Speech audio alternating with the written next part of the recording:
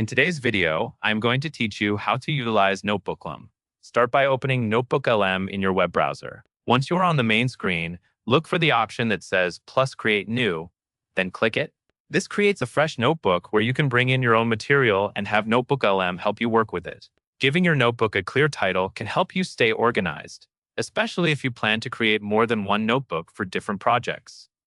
Next, you will add your sources. Click Upload, then choose what you want to bring in. You can upload PDF documents, paste in URLs from websites, or select files from Google Drive. The key idea is that Notebooklm works best when it has reliable sources to reference, so try to use documents and links that match the topic you are focusing on.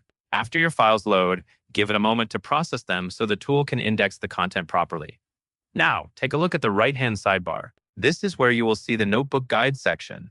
Depending on what is available, you may notice options like an audio overview or a video overview. These guides help you quickly understand what your sources contain and can give you a high-level summary before you dive into detailed questions. If you are working with a long PDF or several links, this area can save you time by helping you orient yourself first.